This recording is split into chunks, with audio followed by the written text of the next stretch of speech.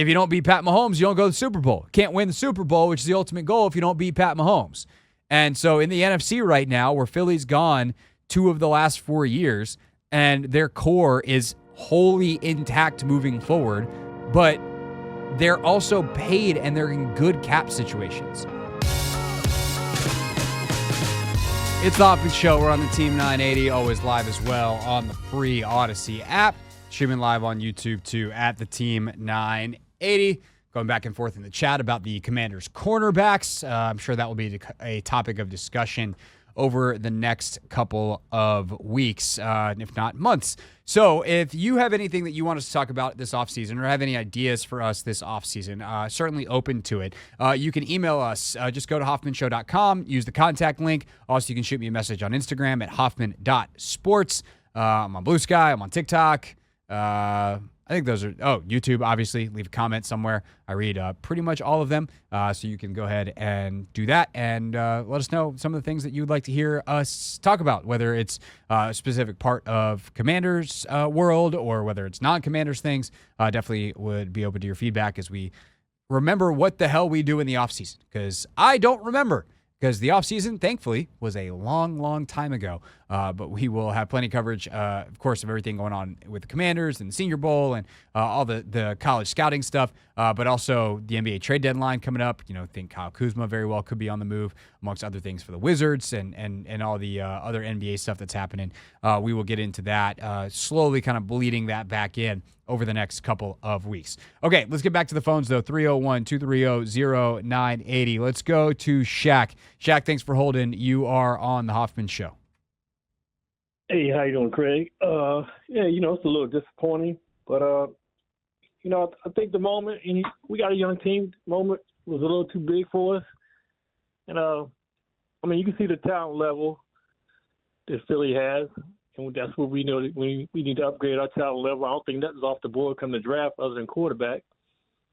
And that's what we just need to. We need to upgrade our talent.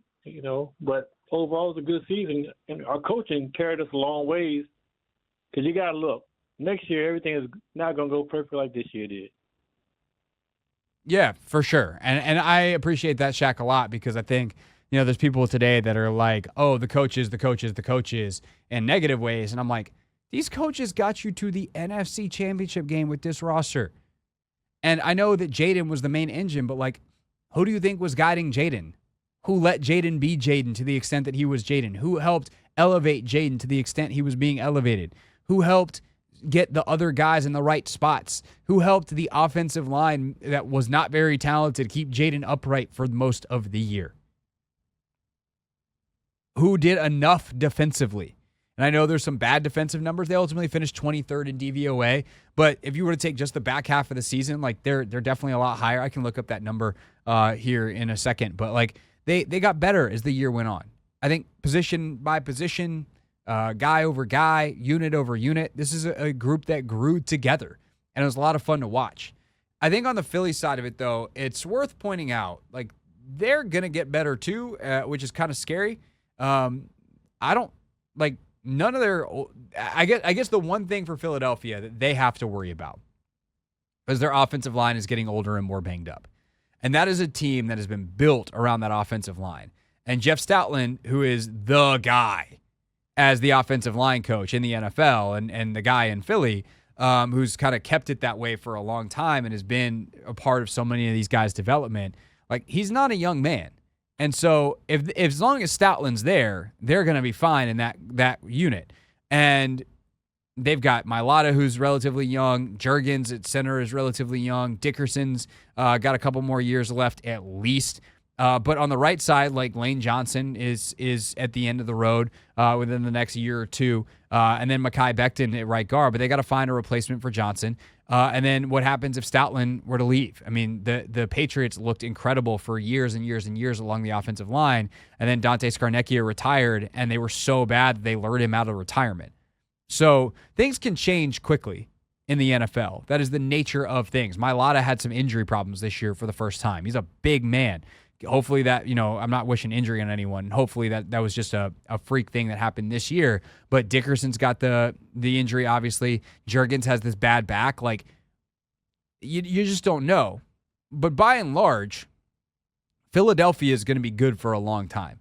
They're the team you're going to have to get through.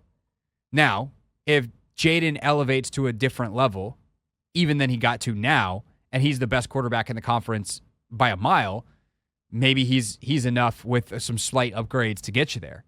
But when you think about building the team, if you're Adam Peters, you got to think about building a team that has answers for Jalen Carter, that has answers for those receivers, that can stop the run. You know, Saquon, who knows when it goes sideways for a running back, but Saquon is obviously nowhere close to the end after just rushing for 2,000 yards this season.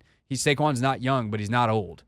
So I'm very, very curious to see when they attack this offseason, how many moves they make. Obviously, they always want to be about them. They want to build the team that they want to build. But in this division, in this conference, you've got to build a team that can beat Philly in the same way that Buffalo and Baltimore and a lot of these teams are trying to think about, hey, we know in the playoffs we're going to have to beat Pat Mahomes, and nobody's figured out how to do it yet.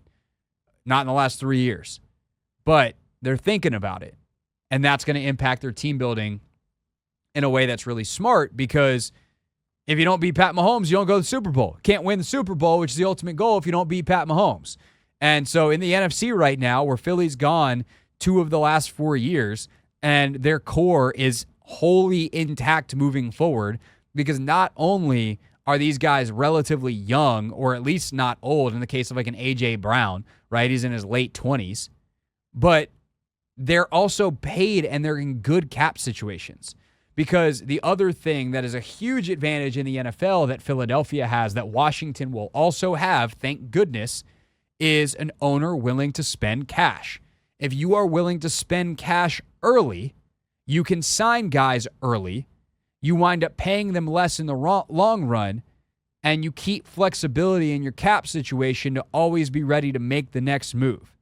And you can kind of just keep pushing some of that stuff off, and the right guys will come up at the right times, and you can push forward as long as you also draft well. And that's the Adam Peters part of this, is he's going to have the benefit of being able to pay guys early. They should pay Jayden as soon as humanly possible. They'll eventually pay Mike Sainristil early as opposed to letting it get late. So when those guys come up, those young players that they draft and are good and they want to retain, they also need to make sure that they are filling the right spots in free agency and then balancing all that out with continued young, cheap talent in the draft. That's how you stay good in the NFL. And obviously Washington is well positioned to do so, but they have a lot of flexibility because for the next 4 years, they will not have to pay their quarterback, the $50, $60, $70 million that he would be worth if he was on the open market because he is locked into that rookie contract he got last year after being the number 2 overall pick. Hey, this is DA, and you're listening to The Hoffman Show on the Team 980 and the Odyssey app.